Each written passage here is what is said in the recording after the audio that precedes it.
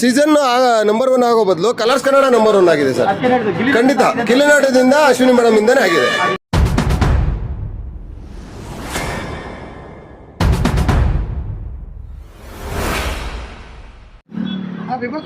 ಖಂಡಿತ.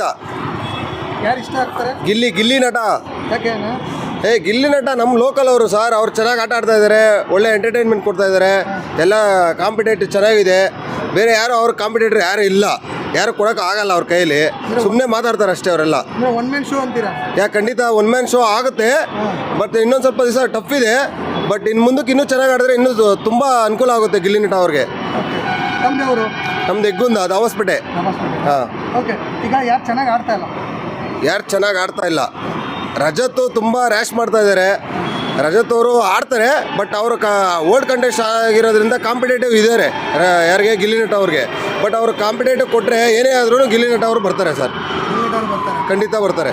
ಈಗ ಸೀಕ್ರೆಟ್ ರೂಮ್ಗೆ ಇವ್ರನ್ನ ಕಳಿಸಿದ್ದಾರೆ, ರಕ್ಷಿತಾನ ಮತ್ತು ಇವ್ರನ್ನ. ಹೌದು. ಅದೇಗೆ ಚೆನ್ನಾಗಿತ್ತ? ಏನು ಆಗ್ತಾ ಇದೆ ಸರ್? ಅದು ಟ್ವಿಸ್ಟ್ ಮೇಲೆ ಟ್ವಿಸ್ಟ್ ಕೊಟ್ಟಿದ್ದಾರೆ ಅಲ್ಲಿ.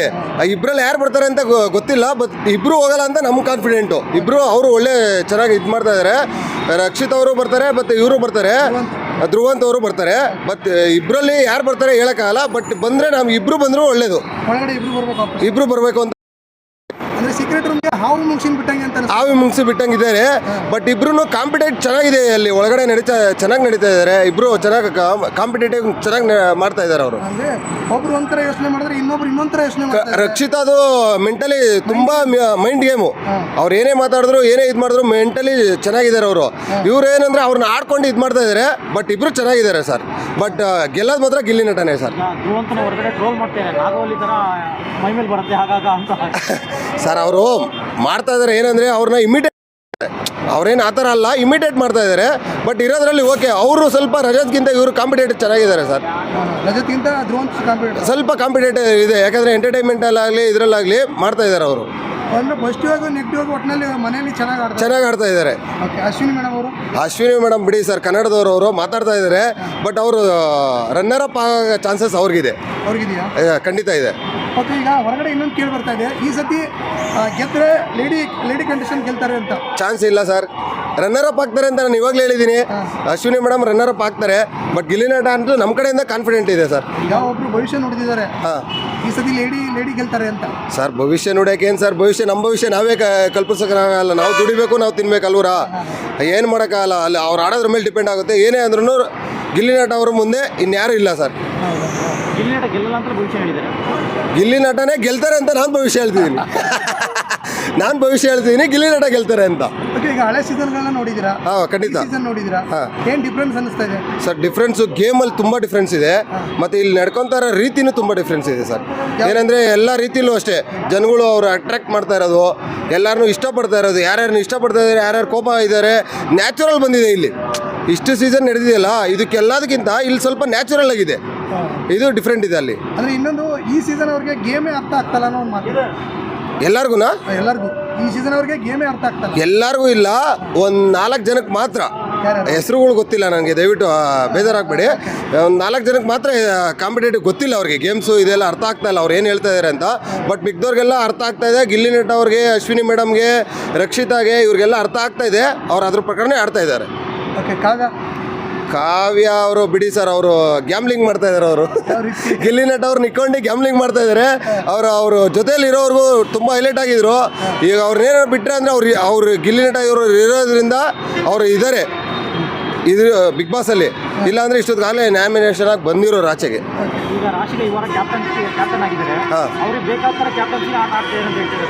ಇಲ್ಲ ಸರ್, ಅವ್ರಿಗೆ ಬೇಕಾಗಿರೋ ರೀತಿ ಅಂದರೆ ಅವ್ರಿಗೆ ಬೇಕಾಗಿರೋ ಥರ ಆಡ್ತಾ ಇದ್ದಾರೆ ಖಂಡಿತ.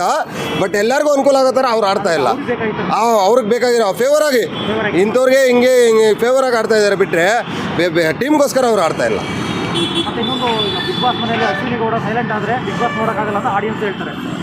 ಅಶ್ವಿನಿ ಗೌಡ ಅವರು ಸೈಲೆಂಟ್ ಆದರೆ ನೋಡೋಕ್ಕಾಗಲ್ಲ. ಅಂದರೆ ಸೈಲೆಂಟ್ ಆದರೆ ಅದರಲ್ಲೂ ಏನಾದರೂ ಗಿಮಿಕ್ ಇಟ್ಟಿರ್ತಾರೆ ಅಂತ ಜನಗಳು ಅರ್ಥ ಮಾಡ್ಕೋಬೇಕಷ್ಟೇ. ಬಟ್ ಅದರಲ್ಲಿ ಏನಾದರೂ ಒಂದು ಗಿಮಿಕ್ ಇಟ್ಟಿರ್ತಾರೆ ಅವರು. ಸೈಲೆಂಟಲ್ಲೂ ಒಂದು ಅರ್ಥ ಇದೆ ಅಂತ ಅವ್ರು ತೋರಿಸ್ತಾ ಇದ್ದಾರೆ ಅಷ್ಟೇ. ಕಿಚ್ಚ ಬಾಸ್ ಹೆಂಗಿರ್ತಾರೆ ಆ ಥರ ಅವ್ರು ಸೈಲೆಂಟಾಗಿ ಏನಾದರೂ ಒಂದು ಒಳಗಡೆಯಿಂದ ಕೊಡ್ತಾ ಇದ್ದಾರೆ ಅಂತ ಅರ್ಥ ಮಾಡ್ಕೋಬೇಕಷ್ಟೇ ನಾವು. ಈಗ ಎಲ್ಲರೂ ಕೂಡ ನಾಮಿನೇಟ್ ಮಾಡ್ತಾ ಇದ್ದಾರೆ ಗಿಲ್ಲಿನ. ಹಾಂ. ಏನು ಅನ್ಸುತ್ತೆ ಎಲ್ಲರೂ ಸುಮ್ಮನೆ ಮುಗಿಬಿದ್ದಾರೆ? ಟಫ್ ಕಾಂಪಿಟೆಂಟ್ ಅಲ್ಲಿ ಕೊಡ್ತಾ ಇದ್ದಾರೆ ಅಂದರೆ ಅವರು ಅಲ್ಲಿ ಬರ್ತಾ ಇದ್ದಾರೆ ಅಂತ ಅರ್ಥ. ಅದಕ್ಕೋಸ್ಕರ ಅವ್ರನ್ನ ನಾಮಿನೇಟ್ ಮಾಡ್ತಾ ಇದ್ದಾರೆ. ನಿಮ್ಮ ಪ್ರಕಾರ ಬಿಗ್ ಬಾಸ್ ಟಾಪ್ 5 ಯಾರು ಬರ್ಬೋದು? ಟಾಪ್ ಫೈ ಅದೇ ಸರ್. ವಿನ್ನರು ಗಿಲ್ಲಿ ನಟ ಅವರು, ರನ್ನರ್ ಅಪ್ ಅಶ್ವಿನಿ ಮೇಡಮು. ಇದು ನೆಕ್ಸ್ಟ್ ಬರೋರೆಲ್ಲ ರಕ್ಷಿತಾ ಅವರು ಬರ್ಬೋದು, ಮತ್ತು ಇವರು ಲೇಡೀಸ್ ಎಲ್ಲ ಬರ್ಬೋದು ಸರ್. ಆದರೆ ಮೇನ್ ಬರೋದು ಇವರಿಬ್ಬರು, ನನ್ನ ಅನಿಸಿಕೆ ಸರ್. ರಘು ಅವರೇ ಆಡ್ತಾರೆ ಸರ್ ರಘು ಅವರು ತುಂಬ ಕ್ವಾಲಿಟಿ. ಅದೇ ನೀವು ಕೇಳಿದ್ರಲ್ಲ ಟಾಪ್ 5 ಅಷ್ಟರೊಳಗಡೆ ಅವರು ಇದ್ದಾರೆ ಸರ್. ರಘು ಅವ್ರು ಇರ್ತಾರೆ. ರಘು ಅವರು ಇರ್ತಾರೆ, ಖಂಡಿತ ಇರ್ತಾರೆ. ಟಾಪ್ 5 ಒಳಗಡೆ ರಘು ಅವರು ಇರ್ತಾರೆ, ಖಂಡಿತ ಇರ್ತಾರೆ ಅವರು. ಅಟ್ಲೀಸ್ಟ್ ಟಾಪ್ 3 ಇಲ್ಲ 4 ಆದರೂ ಬಂದೇ ಬರ್ತಾರೆ ಅವರು. ಧನುಷ್ ಅವರೇ ಆಡ್ತಾರೆ. ಧನುಷ್ ಅವರು ಗ್ಯಾಮ್ಲಿಂಗ್ಗೆ ಅವರು ಆ ಕಡೆ ಈ ಕಡೆ ಅನ್ನೋ ಒಂದು ಇದರಲ್ಲಿ ಇರ್ತಾರೆ. ಗೇಮಲ್ಲೆಲ್ಲ ಚೆನ್ನಾಗಿ ಆಡ್ತಾ ಇದ್ದಾರೆ, ಬಟ್ ಅವ್ರು ಏನು ಫ್ರೀಕ್ವೆನ್ಸಾಗಿ ಆಡ್ತಾ ಇದ್ದಾರೆ, ಬಟ್ ಅಷ್ಟು ಇದರಲ್ಲಿ ಇಲ್ಲ ಸರ್ ಅವರು. ಸರ್ ಮಾಳು ಸರ್, ಮಾಳು ಅವರು ಲೋಕಲ್ ಪರ್ಸನ್ನು. ಅವರು ಯಾರು ಈ ಥರ ಜನಗಳ ಮುಂದೆ ಮತ್ತು ಮೀಡಿಯಾ ಮುಂದೆ ಎಲ್ಲ ಇದು ಮಾಡಿದವರಲ್ಲ, ಮಾಡ್ತಾ ಇದ್ದಾರೆ. ಬಟ್ ಕಾಂಪಿಟೇಷನ್ ತುಂಬ ಟಫ್ ಇರೋದ್ರಿಂದ ಸ್ವಲ್ಪ ಕಷ್ಟ ಇದೆ ಸರ್ ಅವ್ರಿಗೆ. ಈಗ ಸ್ಪಂದನ ಮಾಡ್ಬಿಟ್ಟು ಲಕ್ಕಲ್ಲೇ ಇಲ್ಲಿ ತನಕ ಬಂದು ಅಂತ ಹೇಳ್ತಾರೆ. ಲಕ್ಕಲ್ಲಿ, ಖಂಡಿತ ಲಕ್ಕಲ್ಲಿ ಬಂದಿರೋದು ಅವರು. ತುಂಬ ಲಕ್ಕು. ಅದು ಯಾವ ಲಕ್ಕು ಅಂತ ಹೇಳೋಕ್ಕೆ ಆಗಲ್ಲ, ಅಷ್ಟು ಸಾಧ್ಯ ಇಲ್ಲ ಲಕ್ಕು. ಆ ಲಕ್ಕಲ್ಲಿ ಬಂದಿದ್ದಾರೆ ಅವರು. ಓಕೆ, ನಿಮ್ಮ ಪ್ರಕಾರ ಬಿಗ್ ಬಾಸ್ ಅಲ್ಲಿ ಹೀರೋ ಯಾರು ಸರ್? ಗಿಲ್ಲಿ ನಟ ಹೀರೋನೇ ಗಿಲ್ಲಿ ನಟ. ಬಿಗ್ ಬಾಸ್ ಫಿಲಮಲ್ಲಿ ಬಿಗ್ ಬಾಸ್ ಆಚೆ ಕಡೆ ಕಿಚ್ಚಸ್ ಬಾಸು, ಬಟ್ ಬಿಗ್ ಬಾಸಲ್ಲಿ ಗಿಲ್ಲಿ ನಟನೇ ಹೀರೋ ಈ ಸೀಸನಲ್ಲಿ. ವಿಲನ್ ಎಲ್ಲ Rajat competitor, present Rajat. Lady villain Ashwini madam ಹೇಳಂಗೆ. ಬಟ್ ಅಶ್ವಿನಿ ಮೇಡಮ್ ಮಾಡಿದ್ದೇನು ಅಂದರೆ ಗಿಲ್ಲಿ ನಟ ಅವ್ರ ಜೊತೆ ಒಂದ್ಸತಿ ಅವ್ರಿಗೆಲ್ಲ ಕಾಂಪಿಟೇಷನ್ ಕೊಟ್ಟರು, ಅವ್ರು ಇದು ಮಾಡಿದ್ದಾರೆ. ಆ ಟೈಮಿಂದ ಸ್ವಲ್ಪ ಅವ್ರು ಇದ್ದಾರೆ. ಬಟ್ ಆಪೋಸಿಟ್ ರಜತ್ ಇವರು ಅವರ ಅನ್ನೋ ಇದರಲ್ಲಿ ಎಲ್ಲರೂ ಇದ್ದಾರೆ. ಬಟ್ ನಮಗೆ ತುಂಬ ಹೋಪ್ ಇರೋದು ಗಿಲ್ಲಿ ನಟ ಅವ್ರ ಮೇಲೆ ಸರ್. ಇದು ಹೀರೋಯಿನ್ನು ಅಶ್ವಿನಿ ಅವರು. ಅಲ್ಲ ಹೀರೋಯಿನ್ ಚಾನ್ಸ್ ಯಾರು ಕೊಡೋಕ್ಕಾಗಲ್ಲ ಬಿಡಿ ಸರ್. ಅಲ್ಲಿ ಏನು ಅಶ್ವಿನಿ ಅವರು ಆ ರೇಂಜ್ಗೆ ಯಾರೂ ಇಲ್ಲ. ಅದೇ ಹೇಳಿದ್ರಲ್ಲ ಯಾರೋ ಅವರು ಗಿಲ್ಲಿ ನಟ ಕಾವು ಕೊಡ್ತಾಯಿದ್ರು. ಬಟ್ ಅಷ್ಟು ಅವ್ರನ್ನ ಬಿಟ್ಟ ಮೇಲೆ ಅವ್ರಿಗೆ ರಫ್ ಇದು ಮಾಡಿದ್ಮೇಲೆ ಅಷ್ಟು ಆ ನಿಸಿಗೆ ಬರ್ತಾ ಇಲ್ಲ ಯಾರಿಗೂ. ಕಾಮಿಡಿಯನ್ ಇತ್ತು ಎಲ್ಲದರಲ್ಲೂ ಗಿಲ್ಲಿ ನಟನೇ ಸರ್ ನಮ್ಮ ಫೇವರು. ಕಾಮಿಡಿ ಆಗಲಿ, ಎಂಟರ್ಟೈನ್ಮೆಂಟ್ ಆಗಲಿ, ಪ್ರತಿಯೊಂದರಲ್ಲೂ ಗಿಲ್ಲಿ ನಟ ಅವರು. ಫ್ರೆಂಡ್ ಕ್ಯಾರೆಕ್ಟರ್ ಆದರೆ ಫ್ರೆಂಡ್ ಕ್ಯಾರೆಕ್ಟರ್ ಅವರು ರಘು ಸರ್. ಫ್ರೆಂಡ್ ಆಗಲಿ, ಅಫಿಷಿಯಲ್ ಆಗಲಿ, ಮತ್ತು ಮೆಚುರಿಟಿಲಿ ಆಗಲಿ ಪ್ರತಿ. ಬಟ್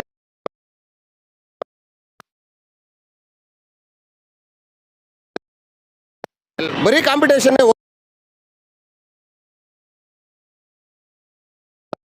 ಅವರು ಮುಂಚೂಣಿಯಲ್ಲೇ ಇದ್ದಾರೆ.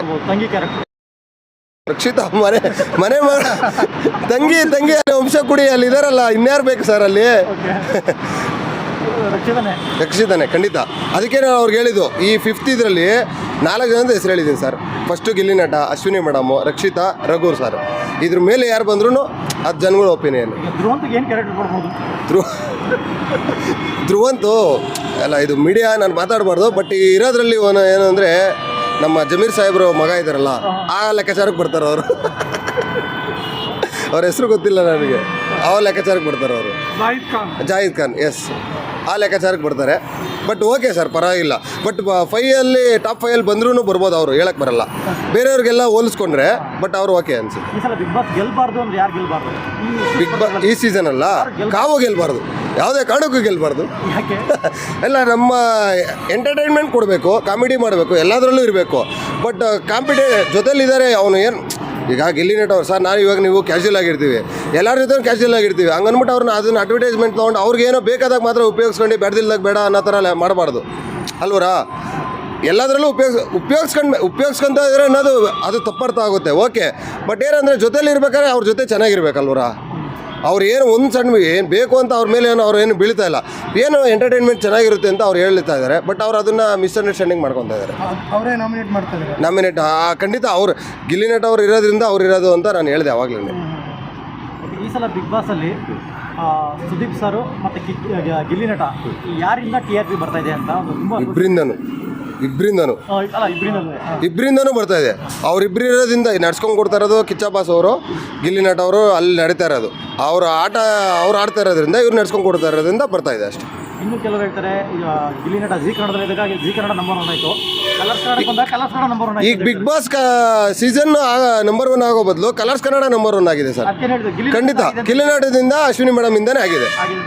ಕಿಚ್ಚ ಬಾಸಿಂದನೂ ಮೇಯ್ನು. ಬಟ್ ಅವ್ರು ನಡ್ಸ್ಕೊಂಡು ಕೊಡ್ತಾ ಇರೋದ್ರಿಂದ ಇವರಿಬ್ರು ಕಾಂಪಿಟೇಟರ್ ಇಲ್ಲಿ ಪ್ಲೇಯರ್ಸ್ ಇರೋದ್ರಿಂದ ಇವರಿಬ್ಬರಿಂದ ಮೇನ್ ಆಗಿದೆ ಸರ್. ಅಂದರೆ ಗಿಲ್ಲಿ ಮತ್ತು ಅಶ್ವಿನಿ ಮೇಡಮ್ ಅವ್ರು ಯಾವಾಗಲೂ ಕಿತ್ತಾಡ್ತಾ ಇದ್ರೆ ಚೆನ್ನಾಗಿರುತ್ತೆ. ಖಂಡಿತ ಕಿತ್ತಾಡೋದಕ್ಕಿಂತ ಅವ್ರು ಹೊಂದಾಣಿಕೆ ಆಗ್ಬಿಟ್ರೆ ಇವ್ರನ್ನೆಲ್ಲ ಹೊಡೆದಾಕ್ಬಿಡ್ಬೋದು.